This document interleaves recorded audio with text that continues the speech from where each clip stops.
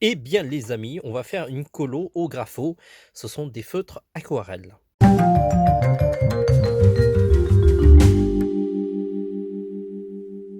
Hello les amis, j'espère que vous allez bien. Aujourd'hui, nous revoilà pour une colo encore au grapho. On avait déjà fait ce dessin sur notre site.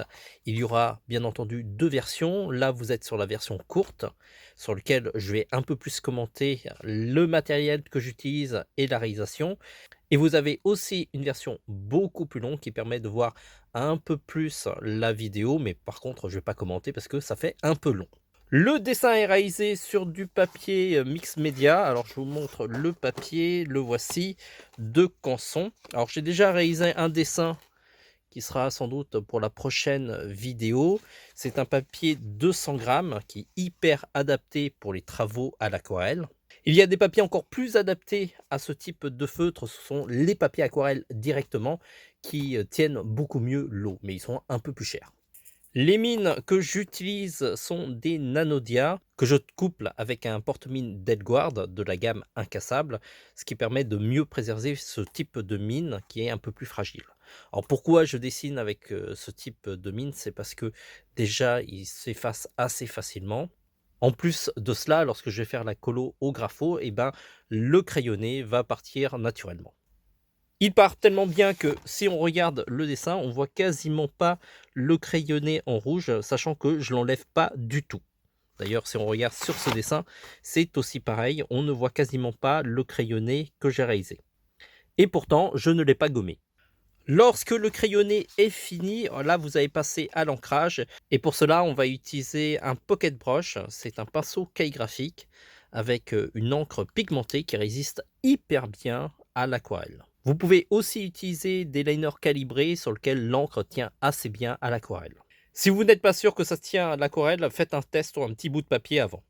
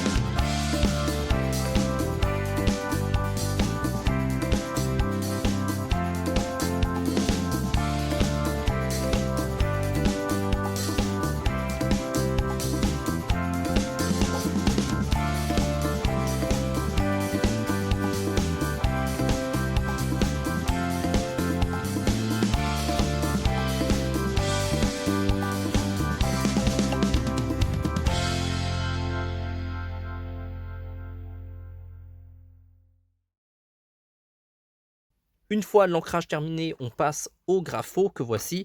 Alors j'ai 2 sets, un de 24, un de 36. Celui de 36, c'est le plus complet, c'est celui que je vous recommande. Et si vous avez des petits moyens, dans ce cas-là, allez plutôt sur le 24. Vous avez aussi la possibilité de choisir les feutres à l'unité. Ils sont tous disponibles dans notre site. Avant de vous lancer dans la colorisation au grapho, je vous rappelle que j'ai fait une vidéo qui détaille 4 techniques de base à maîtriser avec cet outil, ce feutre aquarelle. Je vous le mets en commentaire et je vous invite vraiment à la regarder pour pouvoir comprendre la réalisation.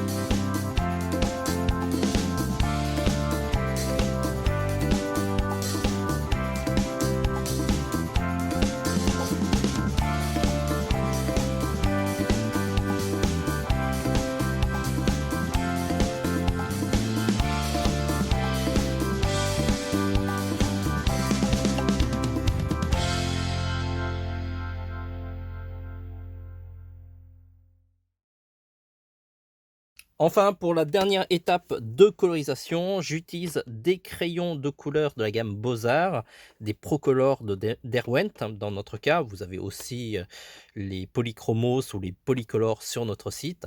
Très important d'utiliser des crayons de la gamme Beaux-Arts parce que ça permet d'avoir une meilleure couvrance et une meilleure qualité au niveau des couleurs. J'ajoute aussi des effets de lumière que vous pouvez voir au niveau des yeux et même des reflets au niveau de la casquette grâce à des graphite check rose, blanc et orange, ce qui permet d'avoir une couleur beaucoup plus chaleureuse.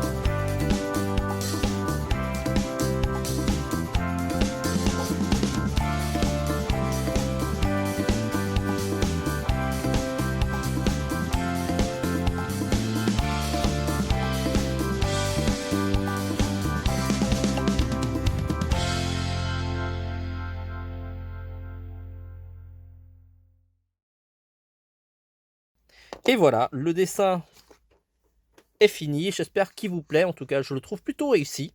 N'hésitez pas à me le dire en commentaire. Si vous avez des questions, pareil, c'est la section commentaires. Ça me permettra d'avoir un petit peu des idées pour pouvoir commenter les prochaines vidéos. En tout cas, j'espère que cette vidéo vous aura donné envie de vous lancer au grapho, qui est une technique vraiment très intéressante. Ces dessins seront sans doute prochainement en vente sur notre site parce que j'ai demandé à notre webmaster de me développer une petite interface pour pouvoir vendre des dessins originaux. Comme ça évite que ça traîne dans mon bureau. Et peut-être que ça fera plaisir à des collectionneurs qui me suivent. Sachant que ce sont des dessins originaux et forcément aussi uniques. Éventuellement, je peux envisager de faire des prints, mais il faudra me dire si ça vous intéresse. Ça coûtera sans doute moins cher qu'un dessin original. Et ça permettra au plus grand nombre d'avoir ce dessin. En tout cas, vous me dites, je tiendrai compte de vos avis.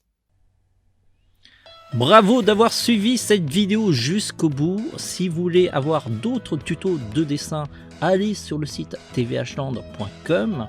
Là, vous êtes sur la page d'accueil et cliquez sur la barre de navigation sur tutoriel. Et sinon, il y a un autre bouton ici. Nous avons regroupé sur cette page plein de tutos de dessin. Alors, ça va des vidéos qu'on a réalisées ou des vidéos qu'on a trouvées sur le web et qui nous semblaient intéressantes. Si ce sont uniquement les dessins en 2 minutes qui vous intéressent, on les a tous regroupés dans la rubrique dessins en 2 minutes. Et là, vous avez de quoi faire. On a publié plus d'une centaine de vidéos et peut-être au moment où vous allez visiter le site, il y en aura bien plus. Aussi, notre site est une boutique de matériel de dessin et on sera ravis de vous équiper dans votre créativité. Cliquez sur boutique. Il y a plein de produits, on les a regroupés en 3 rubriques essentiellement. Dessin pour tout ce qui concerne les crayons, les gommes, les règles et d'autres. Ensuite, line art, là ce sont tous les outils pour réaliser les contours des dessins. Ça va du line art au pinceau calligraphique, comme à l'encre de Chine et la plume. Et enfin, la dernière rubrique, la colo, qui regroupe tous les outils qui permettent de mettre de la couleur, de la vie dans vos dessins. Et là, vous avez des feutres professionnels alcool, des feutres aquarelles, de l'aquarelle, de la peinture, ainsi que des crayons de couleur Beaux-Arts, et aussi des outils pour ajouter par exemple les reflets dans les yeux, comme par exemple les roller gel. Si vous voulez prolonger l'expérience TVH Land, on est aussi sur les réseaux sociaux. Alors là, vous allez tout en bas de page. On est sur Facebook, Twitter, Pinterest, Instagram, YouTube, presque partout. Et donc, suivez-nous sur ces réseaux sociaux pour être informé de notre actualité. Et tout particulièrement sur Instagram, sur lequel on publie un petit peu l'avancée des prochains tutos qu'on va réaliser sur notre site. On se dit à très vite. En attendant, dessinez bien.